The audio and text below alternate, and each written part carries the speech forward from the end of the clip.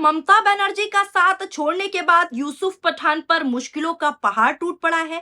क्या जिस राजनीतिक समीकरण पर भरोसा करके यूसुफ पठान आगे बढ़े थे, वही आज उनके लिए सबसे बड़ी परेशानी बनती दिखाई दे रही है? और क्या उन्हें उम्मीद थी कि राजनीतिक हालात बदलने के बाद उनके सामने कड़ी कानूनी और प्रशासनिक चुनौतियां आसान हो जाएंगी?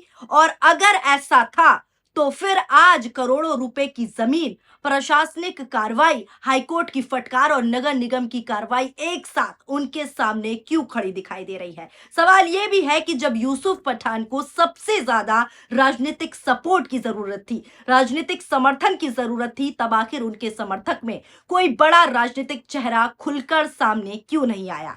क्या जिस राजनीतिक सपोर्ट की, जिस राजनीतिक सहारे की चर्चा कभी की जा रही थी, वो सिर्फ एक उम्मीद बनकर रह गई यूसुफ पठान के लिए? और सबसे बड़ा और सबसे महत्वपूर्ण सवाल, जो विवाद वर्षों से चला आ रहा था, उसमें अचानक इतनी तेजी क्यों आ गई? क्या ये केवल प्रशासनिक कार्रवाई है या फिर इसके पीछे कोई राजनीति का बड़ा खेल छुपा हुआ है? आज इस रिपोर्ट में पूरे सिलसिलेवार तरीके से बताने वाली हूं कि क्यों कहा जा रहा है कि यूसुफ पठान को बीजेपी ने बड़ा झटका दे दिया है और आखिर क्यों उनके कब्जे वाले प्लॉट तक की नीलामी की तैयारी शुरू हो चुकी है। आइए विस्तार से समझते हैं। नमस्कार, आदाब, सत श्री अकाल। मैं हूं आपके साथ फराह खान और आप सभी देखना शुरू कर चुके हैं पीआरबी। आखिर यूसुफ पठान के साथ क्या हो रहा है और क्यों ये मामला अब राजनीतिक गलियारों में भी चर्चा का पूरी तरीके से विषय बनता जा रहा है? दरअसल पश्चिम बंगाल की राजनीति में ममता बनर्जी के करीबी नेताओं में गिने जाने वाले और पूर्व भारतीय क्रिकेटर यानी कि यूसुफ पठान एक बार फिर सुर्खियों में आ गए हैं, चर्चा में आ गए हैं। लेकिन इस बार वजह क्रिकेट नहीं है दोस्तों, बल्कि गुजरात के वडोदरा में स्थित एक विवादित प्लॉट है वजह। खबर देखिए, सबसे पहले हेडलाइन देखिए। ममता बनर्जी से बागी हुए टीएमसी सांसद यूसुफ पठान के कब्जे वाले प्लॉट की गुजरात में होगी नीलामी, जाने वीएमसी की तैयारी। रिपोर्ट देखिए पूरी। ममता बनर्जी से बगावत करने वाले पूर्व क्रिकेटर और टीएमसी सांसद यूसुफ पठान के वडोदरा वाले फ्लैट के मामले में बड़ा ट्विस्ट आया है। गुजरात हाईकोर्ट ने वडोदरा नगर निगम के उस दावे को सही माना था कि यूसुफ पठान ने घर के लगे हुए एक प्लॉट पर अवैध कब्जा किया है। इस मामले में आपको बता दूं दोस्तों, हाईकोर्ट ने यूसुफ पठान को कड़ी फटकार लगाई है और अब इस पूरे मामले में जहां यूसुफ पठान टीएमसी छोड़ने के लिए चर्चा में है, तो वडोदरा नगर निगम ने शहर में 7 प्लॉट को नीलामी के लिए रखने का फैसला किया है। इसमें आपको बता दूं, यूसुफ पठान के कब्जे वाला फ्लैट भी शामिल है। यूसुफ पठान द्वारा वीएमसी के प्लॉट को कब्जाने का मामला उनके टीएमसी सांसद बनने के बाद उठा था। तभी से जो है भारतीय जनता पार्टी के पार्षद नितिन डोंगा के मुद्दे उठाने पर यूसुफ पठान को नोटिस दिया गया था।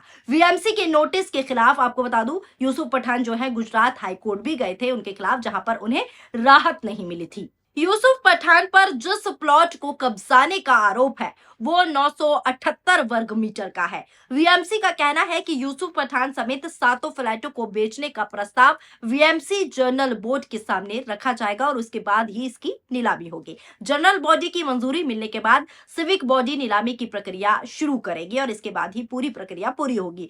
गौरतलब है कि पठान ने गुजरात हाईकोर्ट से अपील की थी कि वीएमसी की नोटिस को खारिज किया जाए ताकि नीलामी नहीं हो, लेकिन हाईकोर्ट ने ऐसा करने से पूरी तरीके से इनकार कर दिया था। इसके बाद आपको बता दूं, निगम की बॉडी को कानून के अनुसार आगे बढ़ने की अनुमति मिल गई, जिस पर नीलामी हो रही है। इस मामले के दस्तावेजों से पता चलता है दोस्तों कि पठान ने 2022 में अस्तबल यानी कि तबेला बनाने के लिए प्लॉट का आवंटन के लिए वीएमसी में जो है आवेदन किया था। आवंटन की प्रक्रिया में राज्य सरकार की मंजूरी नहीं होने से इसे पूरी तरीके से खारिज कर दिया गया, क्योंकि राज्य सरकार की इसमें मंजूरी नहीं थी। इसके बाद यूसुफ पठान के मकान से लटे प्लॉट को खाली कराने के लिए वीएमसी ने बुलडोजर एक्शन तैयार किया था।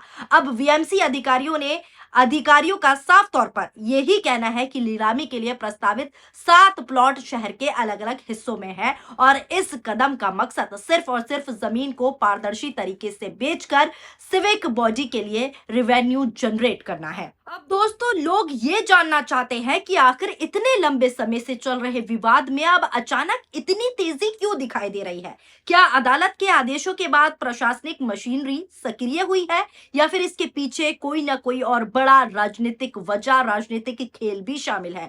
इन सवालों के जवाब दोस्तों आने वाले दिनों में और स्पष्ट हो जाएंगे। लेकिन फिलहाल इतना तय है कि यूसुफ पठान के सामने ये विवाद खत्म नहीं होता हुआ दिख रहा, बल्कि और बड़ा होता हुआ यूसुफ के सामने बड़ा संकट आ गया है। एक तरफ हाईकोर्ट की टिप्पणियां, दूसरी तरफ नगर निगम की कड़ी कार्रवाई, तीसरी तरफ करोड़ों रुपए की जमीन का विवाद और अब नीलामी की तैयारी। इन सब ने मिलकर यूसुफ पठान की मुश्किलों को बढ़ा दिया है, यूसुफ पठान को टेंशन दे दी है और अब यहीं से राजनीतिक सवाल भी पैदा होने लगे हैं। सवाल सोशल मीडिया पर उठ रहे हैं कि जिन लोगों को लगता था कि यूसुफ पठान के राजनीतिक समीकरण बदलने से उनके लिए रास्ता आसान हो जाएगा, मुश्किलें पैदा नहीं होंगी, उनके सामने अब तस्वीरें बिल्कुल उल्टी दिखाई दे रही हैं, क्योंकि कार्रवाई रुकने के बजाय और आगे बढ़ती हुई नजर आ रही है और इस तरीके की कार्रवाई आई कि नीलामी तक की नौबत आ चुकी है। और अब यही जो सबसे बड़ी वजह है वो यह है कि विपक्ष खेमे में ये चर्चा तेज हो गई है कि आखिर यूसुफ पठान को मिला क्या, दल बदल करके, बागी होकर। क्या उन्हें राजनीतिक तौर पर ऐसी उम्मीद दिखाई गई थी जो पूरी नहीं हो सकी? क्या उन्होंने जिन समीकरणों पर भरोसा किया था वो आज उनके किसी काम नहीं आ रहे? या फिर ये पूरा मामला सिर्फ कानून और प्रशासन की प्रक्रिया है जिसे राजनीतिक रंग दिया जा रहा है? ये तमाम सवाल खड़े हो रहे हैं। फिलहाल इन सवालों के जवाब जो है समय दे ही देगा, लेकिन इतना जरूर है कि करोड़ों की जमीन, हाईकोर्ट की फटकार और नीलामी की तैयारी ने यूसुफ पठान की मुश्किलों को जो है पूरी तरीके से सुर्खियों में लाकर खड़ा कर दिया है। लेकिन इस पूरे मामले के बीच अब एक और बड़ा राजनीतिक सवाल उठने लगा है। वो सवाल ये है कि सिर्फ यूसुफ पठान तक सीमित नहीं है ये बातें। सवाल ये है कि आखिर ममता बनर्जी का साथ छोड़ने वाले नेताओं को मिला क्या? उन बागी सांसदों को मिला क्या जो नेता कभी टीएमसी के सबसे मजबूत चेहरों में गिने जाते थे, जो ममता बनर्जी और अभिषेक बनर्जी की कोर टीम का हिस्सा माने जाते थे, जिन्होंने बाद में पार्टी लाइन से अलग रास्ता चुना। आखिर आज उनकी राजनीतिक स्थिति क्या है?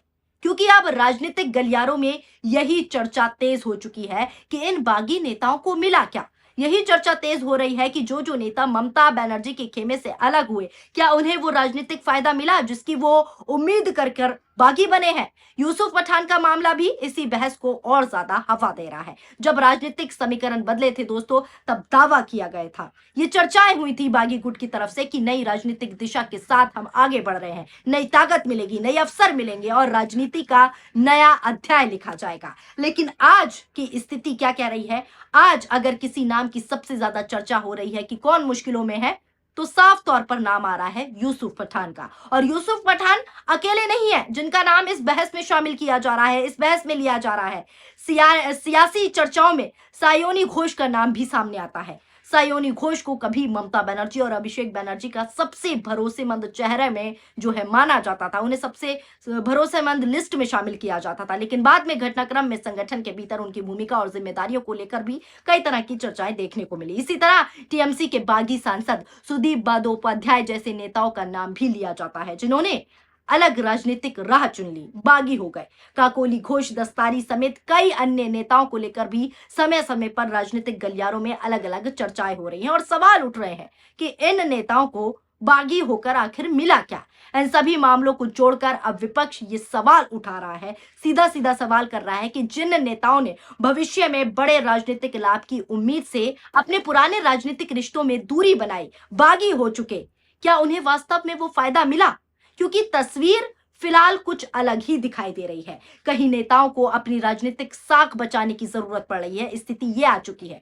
कई अपनी सदस्यता बताने के चक्कर में है, तो कहीं संगठन प्रभाव कम होने की चर्चा है, तो कहीं भविष्य की राजनीतिक भूमिका को लेकर भी तमाम तरह के सवाल खड़े हो रहे हैं, बागी जो हैं उन्हीं को लेकर। और यही सबसे बड़ी वजह है कि अब सबसे बड़ा सवाल बार बार पूछा जा रहा है कि क्या जो बागी नेता है क्या इन नेताओं ने ये सोचकर फैसला लिया था कि बीजेपी या एनडीए के करीब जाने से उनका राजनीतिक कैरियर जो है, राजनीतिक भविष्य जो है, ज़्यादा सुरक्षित हो जाएगा? अगर ऐसा था, तो फिर यूसुफ पठान जैसे मामले में वो राजनीतिक सुरक्षा आखिर दिखाई क्यों नहीं दे रही? क्यों यूसुफ पठान का साथ कोई बड़ा राजनीतिक चेहरा नहीं दे रहा? अब उन पर कानूनी और प्रशासनिक दबाव बढ़ता हुआ नजर आ रहा है दोस्तों यूसुफ पठान पर। तब उनके समर्थकों में कोई बड़ा राजनीतिक हस्तक्षेप क्यों नहीं दिखाई दे रहा? आज यूसुफ पठान मुश्किलों में है, तो उनका साथ कोई क्यों नहीं दे रहा? क्या ये संकेत है कि राजनीतिक उम्मीदें और राजनीतिक हकीकत दो अलग-अलग चीजें होती हैं?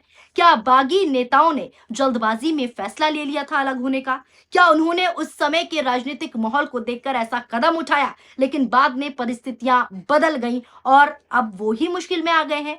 या फिर अभी तस्वीर पूरी तरह साफ नहीं है और आने वाले समय में उन्हें उनका जो है लाभ मिल सकता है, ये भी हो सकता है। लेकिन फिलहाल जो दृश्य दिखाई दे रहा है, जो स्थिति बनी हुई है, जो परिस्थिति बनी हुई है, उसमें फायदा कम और बागी गुटों को संघर्ष ज्यादा नजर आ रहा है। बागी नेताओं का संघर्ष ज्यादा नजर आ रहा है और यही वजह है कि अब ये सवाल पहले से कई ज्यादा जोर पकड़ रहा है कि आखिर जिस मकसद से ये नेता बागी हुए थे, क्या वो मकसद पूरा हुआ? लेकिन इतना जरूर है कि यूसुफ पठान का मामला अब सिर्फ एक जमीनी विवाद नहीं रह गया।